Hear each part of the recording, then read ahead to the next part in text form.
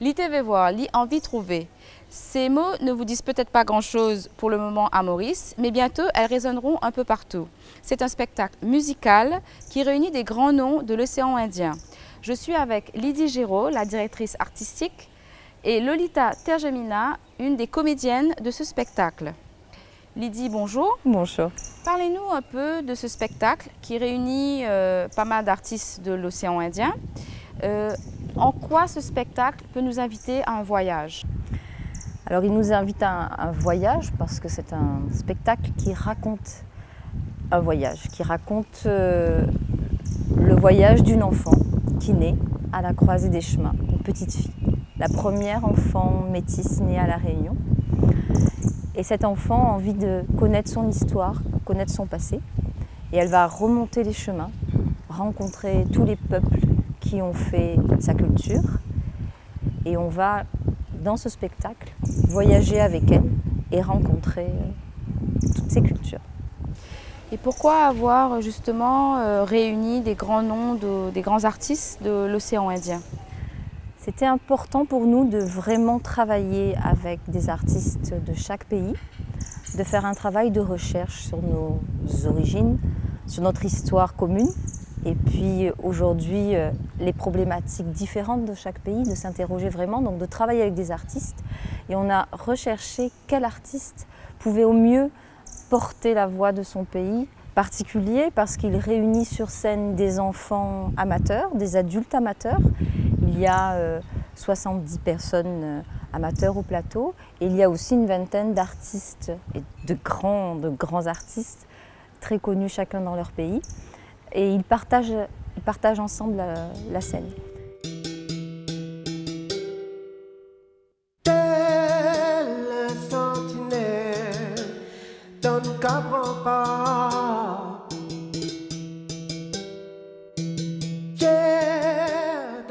Lolita, et dites-nous un peu, parlez-nous un peu plus de votre rôle dans ce spectacle. Effectivement, on parle de rôle parce que Lydie disait il y a une partie musicale qui est assez importante dans le spectacle, qui prend un peu tout le spectacle.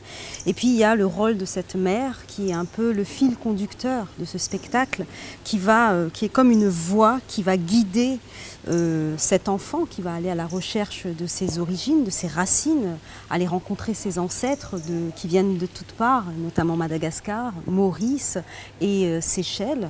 Et le rôle de cette mère est donc, elle est comme, pour moi en tout cas, je l'incarne comme étant un guide comme ça qui va planer tout au long de ce spectacle pour que justement chaque enfant qui regarde et qui joue dans ce spectacle puisse demain se dire: on a le droit aujourd'hui de connaître notre histoire, on a le droit d'aller chercher, de se poser des questions sur notre identité. Pourquoi avoir accepté ce rôle?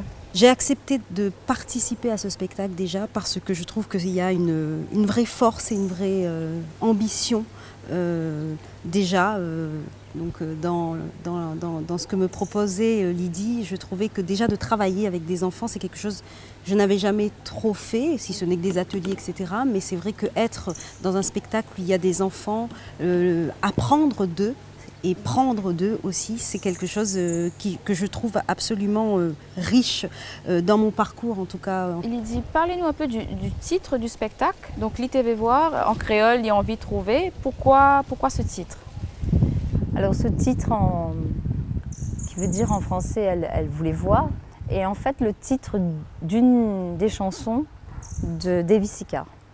Et c'est avec Davis Icard qu'on a aussi construit ce spectacle autour de son dernier album, Mon Pays, où, comme souvent, un projet né comme ça, un petit peu en discutant autour d'une table, où on posait cette question d'un enfant métis qui pose la question à son père de dire: mais papa, je suis de quelle couleur finalement? Plutôt noir, plutôt blanc? Qu'est-ce qui coule dans mes veines? Qu'est-ce que je suis vraiment? Et aux parents de ne pas savoir trop quoi répondre.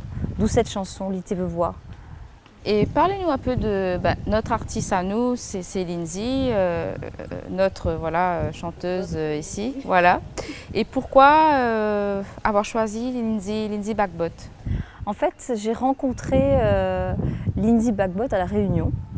Elle était venue pour enregistrer l'hymne de l'océan Indien avec Patrick Victor des Seychelles, avec Eusebia, la fille de Jao Job, et avec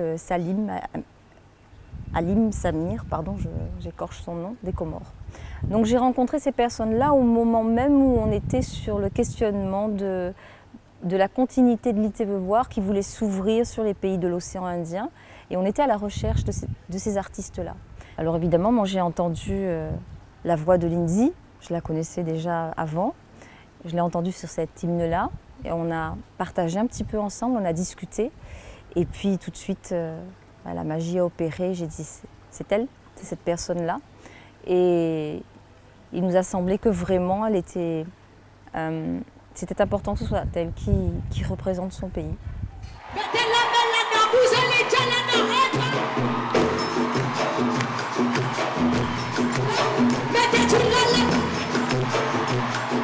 Il y a vraiment beaucoup de générosité dans ce qu'elle donne.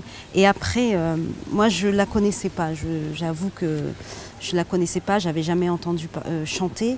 Et quand on a commencé à travailler avec elle en janvier, sa voix m'a beaucoup émue. Voilà, je reste encore sur des sensations que j'ai et qui me portent encore aujourd'hui.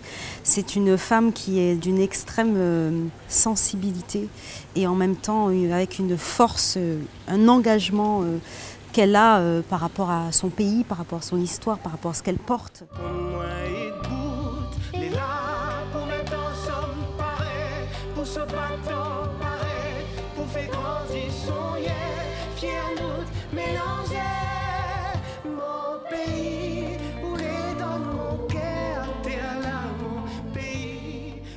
Alors surtout, on vous attend le 28 mars au JNJ Auditorium, 19h30 et surtout, nous à Tanazot, le cœur ouvert.